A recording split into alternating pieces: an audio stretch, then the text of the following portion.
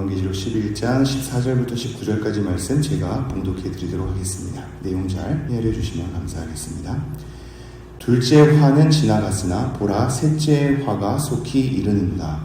일곱째 천사가 나팔을 불매 하늘에 큰 음성들이 나서 이르되 세상 나라가 우리 주와 그의 그리스도의 나라가 되어 그가 세세토록 왕 노릇하시리로다 하니 하나님 앞에서 자기 보좌에 앉아있던 24장로가 엎드려 얼굴을 땅에 대고 하나님께 경배하여 이르되 감사하옵나니 옛적에도 계셨고 지금도 계신 주 하나님 곧 전능하시며 친히 큰 권능을 잡으시고 왕 노릇하시도다. 이방들이 분노하며 주의 진노가 내려 죽은 자를 심판하시며 종 선지자들과 성도들과 또 작은 자든지 큰 자든지 주의 이름을 경외하는 자들에게 상 주시며 또 땅을 망하게 하는 자들을 멸망시키실 때로소이다 하더라.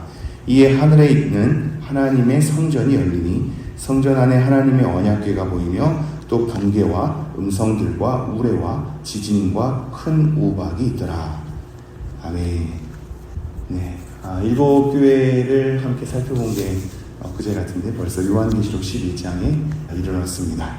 이 요한계시록 11장이 나팔 재앙이 마무리가 되는 장면인데요.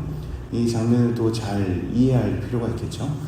일곱인 일곱 나팔, 그리고 마지막 우리가 또 살펴볼 일곱 또 다른 재앙, 대접 재앙을 살펴볼 때 이것이 시간대로 흐르는 것이 아님을 우선 명심하셔야 합니다. 그러니까 일곱 인 재앙과 일곱 나팔 재앙과 일곱 대접 재앙이 시간의 순서대로 재앙이 쏟아지는 것이 아닙니다. 그 중간중간에 시간의 흐름도 있거니와 이것은 재앙이 좀 더 심화되는 것을 상징적으로 이 환상을 통해서 보여주는 거거든요. 그래서 재앙들이 이제 겹치게 되면서 더 심화되는 겁니다. 이것은 나중에 다시 또 한번 말씀을 드리긴 하겠습니다. 지금 이 일곱 나팔 재앙을 한번 살펴볼 때 이게 나팔의 네 가지 재앙이 앞서서 나가고 그리고 뒤에 있는 세 가지 재앙이 이어지거든요. 이 앞에 것보다도 뒤에 있는 재앙이 좀 더 재앙의 질이, 재앙의 내용이 좀 더 심화가 됩니다. 그래서 우리가 9장에 보면 이 9장의 다섯 번째 천사가 나팔을 불단 말이죠. 근데 이게 왜 이렇게 나누어지냐면 8장 13절에 이렇게 되어 있습니다. 제가 한번 읽어드리죠. 내가 또 보고 들으니 공중에 날아가는 독수리가 큰 소리로 이르되 땅에 사는 자들에게 화가 있으리니 이는 새 천사들이 불어야 할 나팔 소리가 남아있음이로다 하더라. 앞에 있는 네 가지의 이 나팔 재앙이 다 쏟아지고 나서 남은 세 가지의 재앙은 좀 더 심화시킵니다. 이게 네 가지 재앙과 세 가지 재앙을 의도적으로 다 나누거든요. 일곱 인도 그러하였는데 이 지금 나팔도 그러하거든요. 나중에 대접도 그러합니다. 4, 3으로 나눠져 있는 것을 잘 생각하셔야 되는데 나중에 또 기회가 되면 제가 말씀드리겠습니다. 이 앞에 있는 네 가지 나팔 재앙이 쏟아지고 난 다음에 남은 세 가지 재앙은 따로 다루거든요. 더 심화돼서. 그래서 화가 있으리로다 이렇게 끝나죠. 첫 번째 화가 이제 9장부터 쭉 펼쳐지는 내용 12절까지입니다. 두 번째 화가 13절부터 9장 마지막입니다.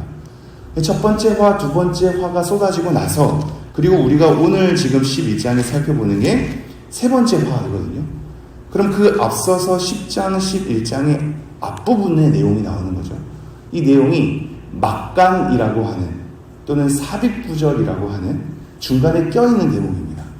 그러니까 이 요한이 환상을 보면서 나팔 재앙을 쭉 보다가 나중에 세 가지 재앙을 더 심화시키는데 첫 번째 재앙, 즉 다섯 번째 나팔, 여섯 번째 나팔이 끝나고 일곱 번째 나팔로 넘어가기 전에 10장과 11장의 앞부분이 중간에 환상에 껴있습니다. 이 요한계시록은 막간의 내용이 자주 등장합니다. 일곱 인이 나중에 마무리될 때도 막간이 나왔거든요. 14만 4천이라는 막간의 내용이 있습니다. 이게 나중에 이제 대접 재앙에 다시 한번 등장하기도 하는데요. 지금 마찬가지로 나팔 재앙도 화가 있으리로다의 다섯 번째 천사와 여섯 번째 천사가 마치고 난 다음에 일곱 번째 천사로 넘어가기 전에 10장, 11장의 내용이 껴있습니다. 이 껴있는 내용을 우리가 이 얼마 전에 계속 살펴본 거고 껴있는 내용의 마지막이 두 증인으로 끝나는 것을 보게 되죠. 이 두 증인으로 끝나는 것이 또한 의미가 있어서 그 내용을 가지고 오늘 말씀 한번 보도록 하겠습니다. 제가 다시 한번 14절 읽도록 하죠. 둘째 화는 지나갔으나 보라 셋째 화가 속히 이르는도다.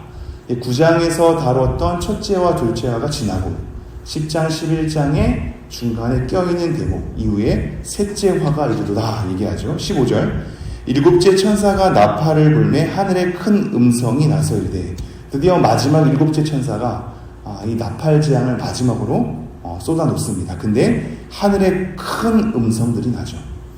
이 하나님의 음성을 우리가 들었다고 하지만 성경에서의 내용은 하나님의 음성에 대해서 굉장히 다양한 방식으로 기술하거든요. 특별히 요한계시록은 많은 물소리, 큰 음성, 번개와 우레소리 이렇게 등장합니다. 왜 이러한 거친 것으로 등장하냐면 당연히 심판의 내용이 함께 있기 때문입니다. 지금 천사들이 그리고 모든 지상에 있는 성도들이 다 소리를 발하죠. 큰 음성으로 뭔가 소리를 내면서 천사가 얘기를 하는 겁니다. 뭐라고 얘기하냐면 굉장히 의미심장합니다. 세상 나라가 우리 주와 그의 그리스도의 나라가 되어 그가 세세토록 왕 노릇 하시리로다 하니. 이게 진짜 엄청난 대목이거든요. 하나님께서 이 땅을 창조하시고 죄가 관영함에 따라 중간중간에 심판을 행하셨고 그러한 가운데서도 예수 그리스도를 보내주사 이 땅에 하나님의 나라를 자꾸 일궈내신단 말이죠.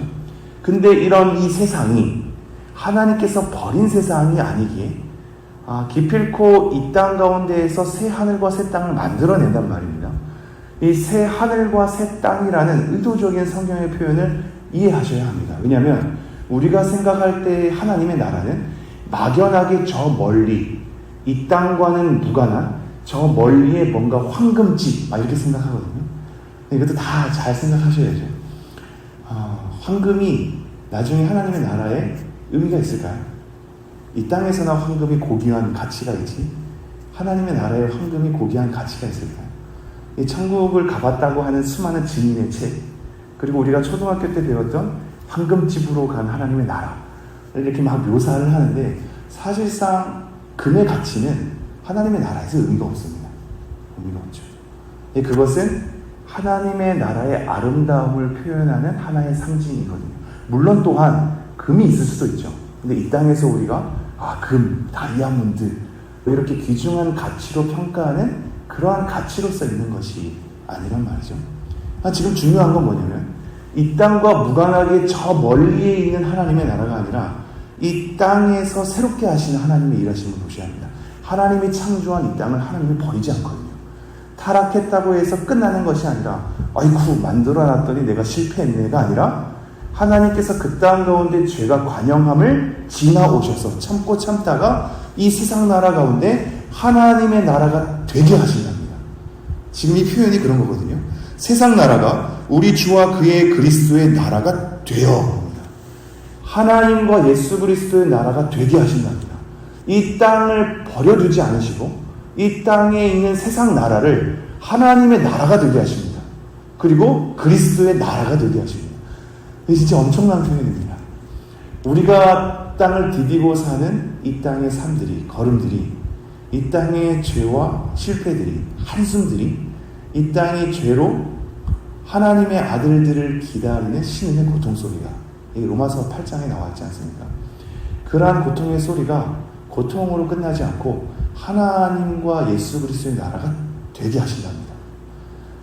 이 땅이 사탄이 지배하는 것처럼 여전히 죄의 고통 가운데 우리가 신음하는 것처럼 살아가는 고통의 현실들일 것 같은데 불의함이 가득한 하나님의 선이라고 찾아볼 수 없는 교회에도 부패하는 것만 같은 이 땅의 선이라고는 우리 눈에 확인 잘 되지 않는 이 땅의 신음소리 가운데 하나님이 이 땅을 내버려 두지 않고 하나님과 그리스도의 나라가 되게 하신답니다.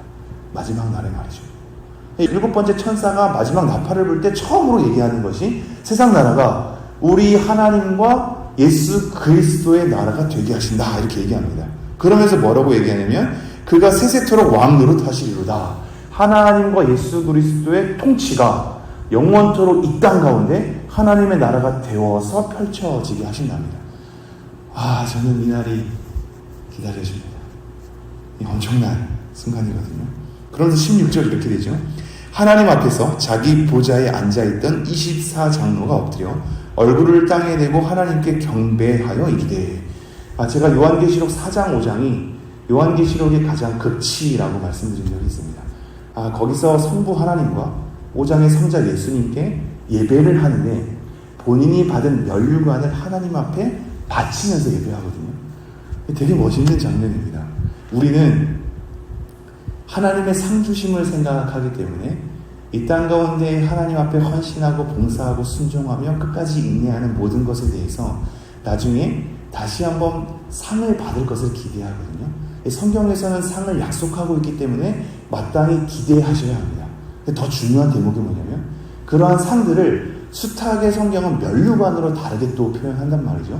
의의 면류관이라고도 표현한단 말이죠. 근데 의의 면류관은 또 다른 이 뭔가 왕관처럼 면류관을 우리가 진짜 쓴다는 것이 아니라 의 자체를 얘기하거든요. 의의 면류관은 그 의 자체입니다. 하나님께 받은 의가 있는데 그 모든 것을 하나님께 다시 한번 바쳐서 예배한답니다. 그래서 우리가 지금 하나님 저 상주를 그날만을 기다리고 있어요 하면서 상을 막 잔뜩 안고 갈 것 같은데 우리가 당연히 상을 받거든요. 근데 받은 상을 하나님께 다시 한번 내어드리면서 예배하는 것이 요한계시록 4장 5장의 내용이거든요. 마찬가지로 지금 16절에 뭐라고 얘기하냐면 하나님 앞에서 자기 보좌에 앉아있던 24장로가 엎드려 얼굴을 땅에 대고 하나님께 경배한답니다. 이 24장로는 지금 이 땅 가운데 12 더하기 12 그래서 구약의 12지파 신약의 12사도 이미 죽은 이 천상의 교회를 상징하는 거예요. 이미 죽은 성도 천상의 교회가 하나님 앞에 엎드려서 경배를 하는 겁니다. 이 마지막 날에 세상 나라가 하나님 나라가 되면서 천상에 있던 모든 성도들이 하나님께 엎드려서 경배하는 장면, 이 장면이 지금 보여주는 겁니다. 그 17절 뭐라고 경배하냐면 감사하옵나니 옛적에도 계셨고 지금도 계신 주 하나님 곧 전능하시니여 친히 큰 권능을 잡으시고 왕 노릇 하시도다. 이 표현도 이제 의미심장하죠. 제가 다 의미심장하다니까 그렇죠? 근데 정말 다 의미심장합니다. 성경에 하나도 버릴 것이 없어요. 감사하면서 뭐라고 얘기하냐면 옛적에도 계셨고 지금도 계신. 여기서 이제 성경을 잘 읽으신 분들은 힌트를 얻으셔야 됩니다. 계속해서 이런 표현이 등장하거든요. 옛적에도 계시고 지금도 계신. 근데 뭐가 빠졌죠? 한번 잘 생각해 보시면 옛적에도 계시고 지금도 계신. 이게 계시록 1장부터 다 등장하는데 장차 오실 이가 빠졌죠. 그죠? 하나님에 대해서 뭐라고 늘 묘사하냐면 옛적에도 계시고 지금도 계시고 장차 오실 이. 과거와 현재와 미래를 다 지배하고 계시는 하나님을 대해서 얘기하는데 장차 오실 이가 빠졌죠. 왜 빠졌을까요? 마지막 날이기 때문이죠. 마지막 날이기 때문에 장차 오실 이는 당연히 빠질 수밖에 없죠. 이미 지금 장차 마지막 날이 오신 장면이기 때문입니다. 그래서 옛적에도 계셨고 지금도 계신 주 하나님 곧 전능하시니요 친히 큰 권능을 잡으시고 왕노릇 하시도다. 세상 나라가 하나님 나라가 되고 모든 천상의 교회들이 하나님께 엎드리면서 고백하기를 이 전능하신 하나님에 대해서 고백을 하게 되는데 그 큰 권능을 잡으시고 왕노릇 즉 우리에게 통치하시는 하나님이시다 이렇게 얘기합니다. 지금은 우리는 하나님의 통치가 뭔가 희미하게 보이죠. 그것은 우리의 우둔함 때문이며 우리의 죄 때문이고 이 세상 나라에 대한 죄악의 관용함 때문입니다. 그러나 하나님의 통치가 이제 직접적으로 세상 나라가 하나님 나라가 되어서 하나님의 권능이 직접적으로 통치하는 것으로 우리가 목격하게 되는 그날인 겁니다. 그러면서 또 뭐라고 얘기하냐면 18절 이방들이 분노하네 이렇게 되어 있죠. 이방들이 분노하네. 왜냐하면 마지막 하나님께서 세상 나라가 하나님 나라가 되게 하는 그 재림의 순간 가운데는 여전히 하나님의 성도들은 구원을 받고 그래서 영원한 하나님의 통치 가운데 살아가는 거고 마찬가지로 반대쪽에서는 하나님을 믿지 않는 사람들이 심판받게 되는 상황이거든요. 그러니 이방들이 분노하게 되는 거죠. 하나님의 심판 앞에 분노하게 되고 그 분노 때문에 또한 또 심판하게 됩니다. 이게 굉장히 표현이 멋있는데 18절 제가 다시 한번 읽어드리죠. 이방들이 분노하며 주의 진노가 내려 죽은 자를 심판하시며 이방들이 분노해서 하나님께서 다시 한번 그 분노 때문에 진노를 내려서 심판한답니다. 이게 되게 의미가 있는 대목이거든요. 하나님은 우리를 선택하셨죠. 그죠? 하나님 믿지 않는 사람도 하나님의 뜻 가운데 펼쳐지거든요. 우리의 불만은 이거죠. 하나님께서 그렇게 믿지 않게끔 결정하셨으면서 왜 그들에게 뭐라고 하십니까? 이게 우리의 이해 안 가는 하나님의 예정, 뜻에 대한 부분 아닙니까? 근데 이거 사실 엄청 깊어요. 하나님께서 무지막지하게, 하나님께서 공평하지 않게, 하나님께서 자기 멋대로 그렇게 막 하시는 게 아니란 말이죠. 하나님의 심판은 하나님의 공의 가운데 나옵니다. 그래서 그들이 하나님께 버림받을 때 그들의 어떠한 것과 상관없이 하나님이 심판하지 않아요. 하나님의 뜻은 우리가 생각하는 것처럼 그렇게 옹졸하지 않습니다. 그래서 하나님의 심판은 마땅히 심판으로 공의롭게 펼쳐지는데 지금 그 대목에 힌트가 나와 있습니다. 그들이 분노하기 때문에 그 분노 때문에 하나님의 진노가 쏟아지죠. 그러나 하나님 믿지 않고 심판받는 자는 그들의 어떠한 것 상관없이 하나님이 무지막지하게 너는 버림받은 자야로 심판해서 가는 것이 아니라 하나님의 그 버림받음은 하나님의 뜻 가운데 펼쳐지는 것이며 그 뜻 가운데 펼쳐지는 심판이 그들의 하나님을 믿지 않음과 하나님에 대한 분노 때문에 마땅히 공의롭게 심판이 펼쳐진단 말이죠. 이 대목은 나중에 제가 맨날 나중에 말한다 그러죠. 나중에 다시 한번 기회가 되면 말하죠. 자, 이방들이 분노하며 주의 진노가 내려 죽은 자를 심판하시며 그들의 분노 때문에 하나님의 진노가 쏟아져서 죽은 자, 하나님을 믿지 않는 자들을 얘기합니다. 이 죽은 자들을 심판하신답니다. 그러고 나서 반대편에선 종 선지자들과 이게 생략이 되어 있는데 원래 원어에 보면 당신의 종이라는 표현이거든요. 즉 하나님의 종, 그걸 또 다르게 선지자 이렇게 얘기합니다. 하나님의 종 선지자들과 성도들과 또 작은 자든지 큰 자든지 주의 이름을 경외하는 자들, 이 세 가지로 이제 언급을 하죠. 하나님의 이제 특별한 종들을 얘기하면서 선지자라고 얘기하고요, 성도들이라고 얘기하고 하나님을 경외하는 자, 그들이 크든지 작든지 하나님을 경외하는 자들에게 상 주시며 또 땅을 망하게 하는 자들을 멸망시키실 때로소이다. 이방인들이 분노하는 것에 대한 심판, 다시 한번 다른 각도로 바라보니 하나님의 성도들과 선지자들, 경외하는 자들에게 상 주시는 것, 또 다시 한번 각도를 바라보니 이 땅을 망하게 하는 자들을 멸망시킨다 이렇게 얘기하죠. 이 표현도 되게 의미가 있습니다. 이 땅을 망하게 하는 자들입니다. 이 세상의 나라에 죄가 관영한 이 현실 속에서 이 땅에 승리하는 자들은 속이는 자이고 거짓말하는 자이고 자기 마음을 감추는 자들이거든요. 성도님들 다 아시잖아요. 이 땅에 정직하게 살아가려면 돈 벌기 힘들거든요.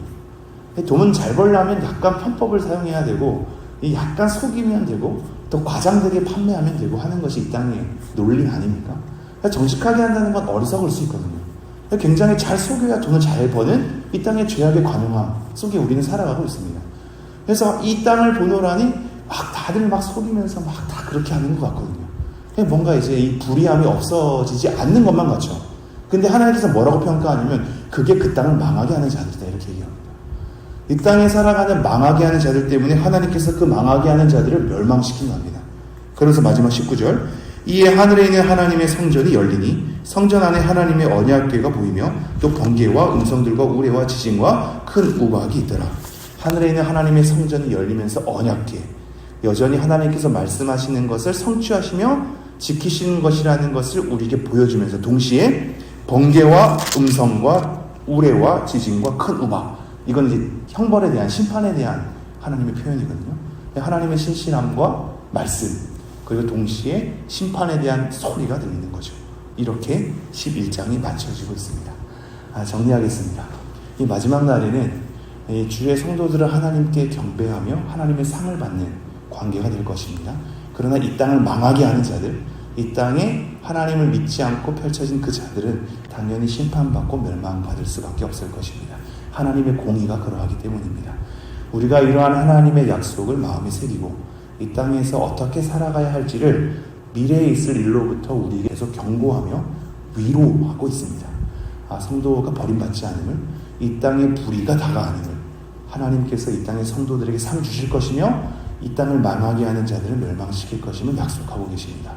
이 약속을 우리 마음에 새기면서 오늘도 하나님을 경외하는 마음으로 살아가는 여러분 되었으면 좋겠습니다.